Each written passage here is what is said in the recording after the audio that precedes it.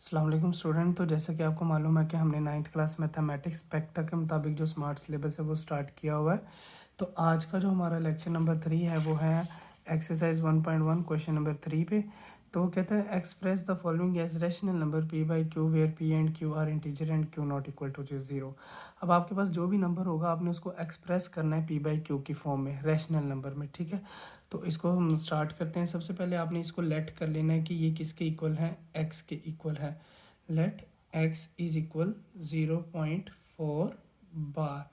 अब ये 0.4 जो बार है ये हमने लेक्चर नंबर 1 में डिस्कस किया था, रीअकरिंग डेसिमल नंबर। इसका ये मतलब होता है कि आपके पास ये जो 4 है ये बार बार क्या होता जा रहा है, रिपीट होता जा रहा है। 0 पॉइंट, अब 4 के ऊपर बार है तो आप 4 को बार बार रिपीट कर लें, ठीक है।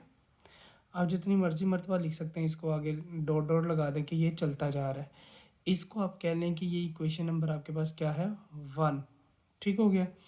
अब मैं ये करवाने लगा हूँ कि इसको दोनों तरफ 10 से मल्टीप्लाई करवाने लगा हूँ। अब 10 से ही क्यों हमने मल्टीप्लाई करवाना है, उसकी रीज़न ये है कि आपने इसको रफ में लिखना है 0.4। अब आपको पता है पॉइंट के नीचे 1 आ जाता है और आगे एक डिजिट है तो एक ज़ीरो आ जाएगा और ऊपर आ जाएगा 4। अब इसके डिनोमिनेटर में देखें क्या आ रहा है, 10। तो आप इसको दोनों तरफ किससे मल्टीप्लाई करवा लें, 10 से। अगर लेट से इस तरह लिखा होता 0.43 तो आपके पास ये आ जाता, पॉइंट के नीचे 1 आ जाएगा और आगे दो डिजिट आ जाएंगे तो दो डिजिट लग जाएंगे तो ये 100 आ जाएगा। तो इसको हम 100 से मल्टीप्लाई फिर करवाएंगे दोनों तरफ, ठीक है। अब इधर आपके पास 10 आया है तो multiplying by 10 on both side, multiplying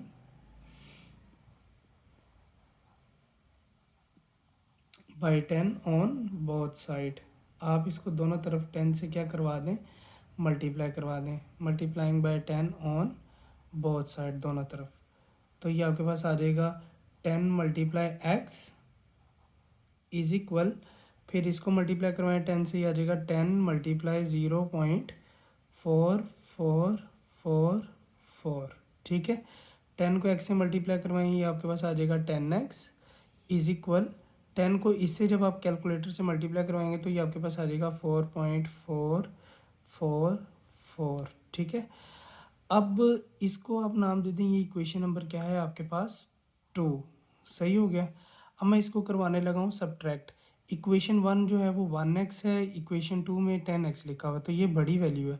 तो आप बड़ी में से छोटी वैल्यू को माइनस करवा लें। अलबत्ता आप इसमें से इसको भी माइनस करवा सकते हैं, वो फिर दोनों तरफ आपके पास माइनस आ जाएगा तो वो फिर उससे कैंसिल हो जाएगा, ठीक है।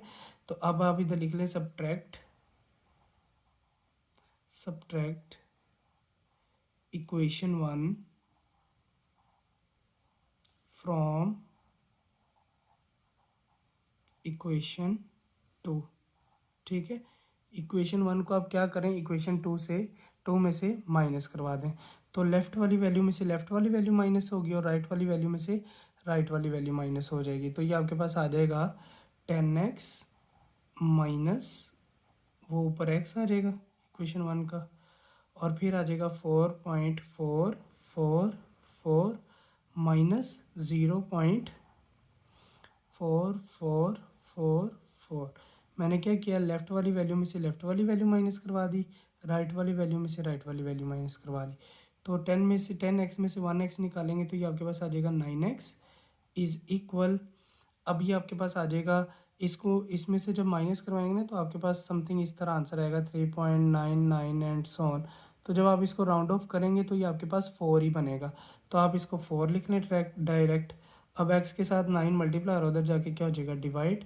तो ये आ जाएगा 4/9। तो ये आपने जो लेट किया था x, उसका आंसर आ गया। तो क्या ये p बाई क्यू की फॉर्म में भी आ गया है? ये देखिए उसने कहा था कि आपने नंबर को किस में एक्सप्रेस करना है, p बाई क्यू की फॉर्म में। तो ये हमारे पास p बाई क्यू की फॉर्म में आ गया नंबर, ठीक है। ये इसका पहला पार्ट था। तो चलते हैं इसके दूसरे पार्ट की तरफ। अब इसका दूसरा और तीसरा पार्ट ये लिखा हुआ है, ये मैंने ऑलरेडी सॉल्व किया हुआ है।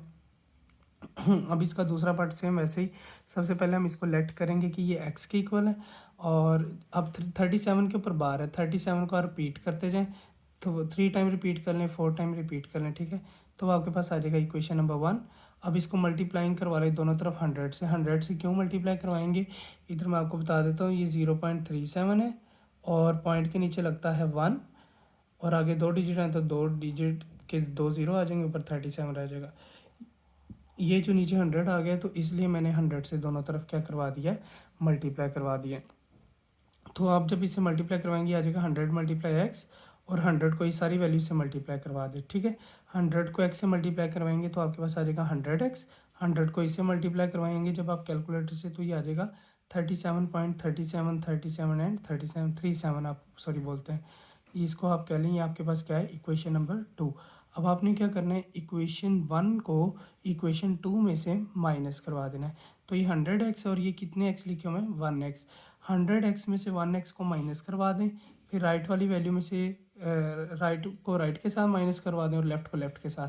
100x में से 1x माइनस कर दें और 37.373737 में से इस सारी वैल्यू को माइनस कर दें। जब आप माइनस करेंगे तो ये आपके पास आएगा 36 पॉइंट समथिंग 5। जब आप राउंड ऑफ करेंगे तो वो आपके पास 37 ही रह जाएगा। अब 99x के साथ मल्टीप्लाई और उधर जाके क्या हो जाएगा, डिवाइड हो जाएगा, ठीक है। अब इसकी शॉर्ट ट्रिक भी है जो कि एमसीक्यूज में यूज़ होगी, मैं तब बताऊंगा आपको। अभी इसका थर्ड पार्ट है। अब उसने कहा है कि आप 0.21 ऊपर रिकरिंग डेसिमल नंबर के बाहर लिखा हुआ है, आपने इसको पी बाई क्यू की फॉर्म में लिखना है, ठीक है। सबसे पहले वही हमारा स्टेप है कि आप इसको लेट कर लें कि ये एक्स के इक्वल है। फिर आप क्या करें, इसको रिपीट करते जाएं, 2 1 2 1 2 1 2 1 इसके ऊपर बार था, ये चलता जाएगा, ये इसको इक्वेशन 1 कह लें। सेम वैसे ही इसी तरह ये पॉइंट के नीचे 1 आ जाएगा, आगे 2 डिजिट आ जाएंगे, 0 आ जाएंगे, 100 आ जाएगा आपके पास। तो दोनों तरफ आप 100 से मल्टीप्लाई करवा लें। 100 को एक्स से मल्टीप्लाई करवाएं 100x, 100 को इस सारी से मल्टीप्लाई करवाएं तो ये वैल्यू आ जाएगी। 100 को एक्स से मल्टीप्लाई करवाएं 100x, 100 को इससे मल्टीप्लाई जब आप करवाएंगे तो आपके पास ये वैल्यू आ जाएगी। सेम वही सब्ट्रैक्ट करवा लें, इक्वेशन 1 को इक्वेशन 2 में से लेफ्ट वाली वैल्यू में से लेफ्ट वाली वैल्यू माइनस हो जाएगी और राइट वाली वैल्यू में से राइट वाली वैल्यू माइनस हो जाएगी। जब आप इसको माइनस करेंगे तो वो आएगा 20 पॉइंट समथिंग, तो राउंड ऑफ करेंगे 21 नहीं आएगा। तो x इज इक्वल 21/99। अब अगर आप देखें ये 3 के टेबल पे कैंसिल भी हो रहे हैं, आप इसको कैंसिल करके लिखना चाहते हैं वो भी ठीक है, अगर आप इस तरह लिखना चाहते हैं वो भी ठीक है। आपने पी बाई क्यू की फॉर्म में लिखना था, उसने ये नहीं बोला कि आप सिंप्लीफाई करें, ठीक है। अगर आप सिंप्लीफाई कर भी देते हैं तो आपका गलत नहीं होगा। अब आ जाए एमसीक्यूज की तरफ। अब ये देखें 0.5 के ऊपर बार लिखा हुआ है। अब ये जो एमसीक्यूज मैंने लिए हैं ये आपके जो हैं ये एग्जाम्पल में से लिए गए हैं, तो आपने इनको सॉल्व करना है। अब इनका आंसर डायरेक्ट कैसे आएगा, आप इसमें फॉर्मूला लगा लें। अब देखें, अब 5 के नीचे क्या आना है, मतलब पॉइंट के नीचे 1 आ जाएगा, एक डिजिट है तो एक डिजिट आ गया। अब आपने जस्ट आपने क्या करना है, नीचे 100 आ जाए, 1000 आ जाए, कुछ भी आ जाए, आप उसमें से जस्ट 1 माइनस कर लें तो ये आपके पास क्या आ जाएगा, 5/9। तो ये आपका आंसर होगा जो कि सी पार्ट है इसका, ठीक है। इसी तरह ये लिखा हुआ है, इसको भी आप इसी तरह सोल्व कर लें। 93 और नीचे पॉइंट की जगह पे 1 आ जाएगा, आगे 2 डिजिट हैं तो 2 डिजिट आ जाएंगे, और इसमें से आपने क्या करवाना है, -1 करवा लें तो ये आपके पास आ जाएगा 93/99, ठीक है। तो ये इसका तीसरे पार्ट पे, सी पार्ट पे लिखा हुआ है। अब तीसरा एमसीक्यू जो है वो ये कहता है कि आप ये बताएं कि ज़ीरो आपके पास कौन सा नंबर है, पॉजिटिव इंटीजर है, रैशनल नंबर है, बाइनरी सेट है या नन ऑफ दीज। तो ज़ीरो आपके पास जो होता है वो होता है रैशनल नंबर। ये आपका रिव्यू एक्सरसाइज का एक शॉर्ट क्वेश्चन भी है, पूछा गया है कि भाई ज़ीरो आपके पास रैशनल नंबर है क्यों, उसकी रीज़न।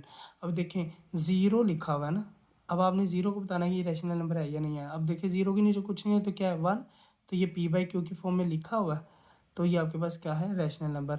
अब उसने ये बोला हुआ था, ये कंडीशन थी कि क्यू बराबर नहीं होना चाहिए ज़ीरो के, लेकिन इधर क्यू की इक्वल क्या आ गया, 1, और पी ज़ीरो हो सकता है, तो ये आपके पास कौन सा नंबर होगा, रैशनल नंबर। ये इंपॉर्टेंट एमसीक्यूज़ हैं, इसको देख लें। तो आज का लेक्चर हमारा यहीं पे ख़त्म होता है, तो हमसे जुड़े रहिए और वीडियो को लाइक और शेयर करें। Thank you so much. अल्लाह हाफिज़।